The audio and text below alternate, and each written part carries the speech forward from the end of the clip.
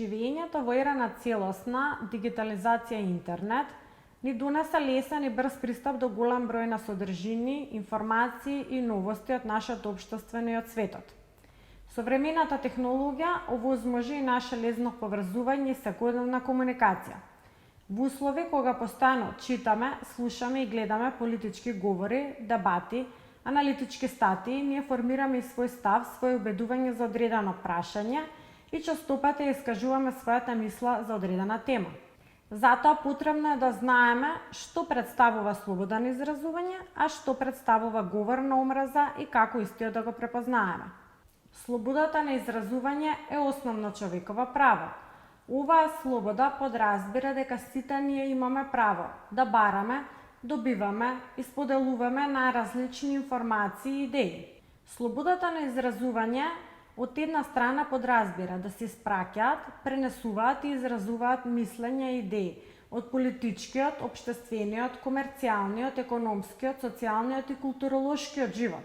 Од друга страна, слободата на изразување го опфаќа и правото да бараме и добиваме информации во секоја форма. Усно, писмено, преку медиуми, нови медиуми, технологии, социјални мрежи, најразлични форми на уметност и слично.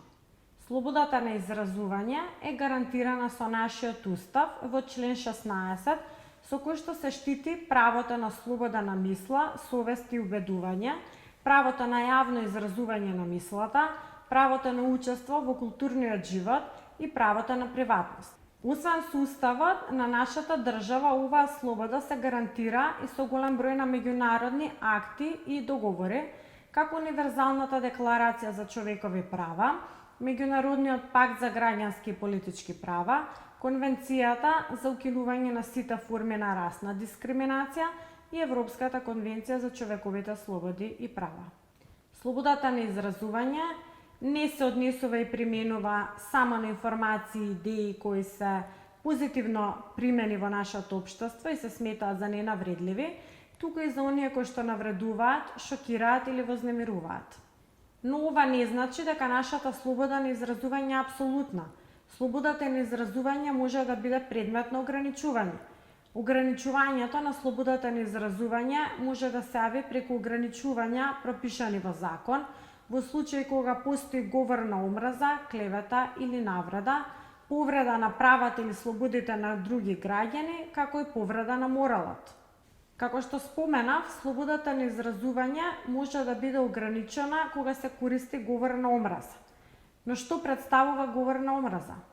Доколку при искористување на правото на слобода на изразување се шири омраза кон определена група на лица поради нивна расна, етничка, религиска или сексуална припадност, во тој случај тоа представува говор на омраза. Таквиот говор генерално настојува да ја осуди индивидуата или групата, односно да изрази гнев, омраза, насилство или презир кон истата.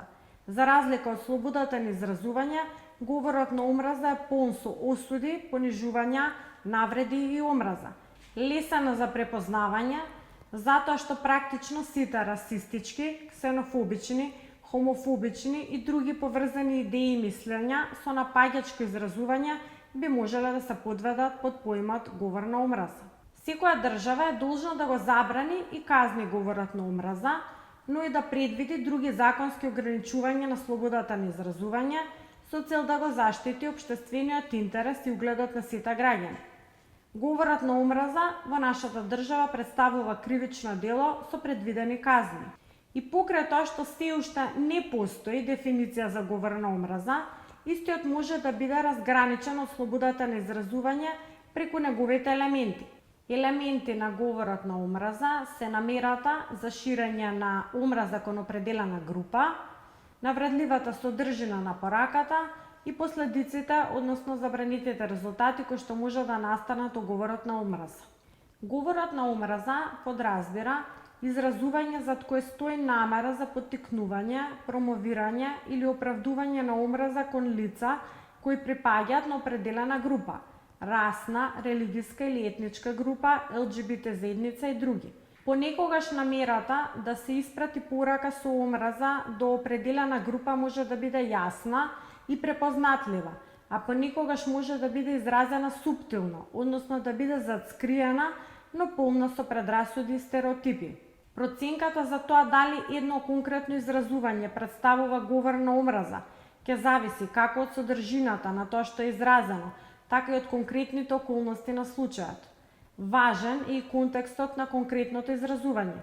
Например, дали изјавите ги дава политичар, новинар, уметник, обичен граѓанин, во кои околности, на кое место, во кое време и така натака. Говорот на омраза, покрај тоа што причинува повреда на достоинството на лицата на кои се однесува, исто така е и говор кој има способност да доведе до нарушување на јавниот ред и мир и поттикнување насилство. Говорот на омраза може да доведе и до криминалот омраза кон лицата кои претходно биле таргетирани со говорот на омраза или да допринесе кон штетни последици во самото општество во смисла на поделби, градење предрасуди и стереотипи.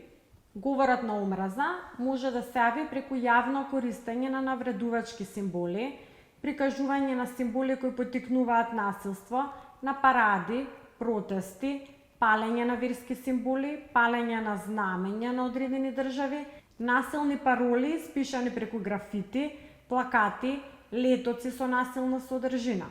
Во поново време, говорот на омраза добива замав особено на интернет, преку најразлични постови со навредлива содржина, текстови и колумни пропратени со фотографии кои што шират омраза, но и со повикување и поттикнување на насилство врз определени групи. Пример, хомосексуалци, припадници на определена политичка партија, етнички групи. Сега пораката на омраза може да стигне до милиони луѓе преку социјалните мрежи, за разлика од минатото, кога овие пораки допирале до помал број на луѓе. Токму поради тоа, неопходно е првично да ги препознаеме елементите на говорот на омраза, за потоа да го спречиме ширењето на вакви пораки преку социјалните медиуми и интернет платформи. Говорот на омраза е кривично дело кој има штетно влијание на општествениот ред, мир и квалитет на животот на една заедница. Запомнете, не секоја мисла или говор има за цел да поттикне дебата во општеството. Одредени мисли и говори имаат за цел да поттикнат насилство и виктимизација на ранливи групи и истите представуваат говор на омраза.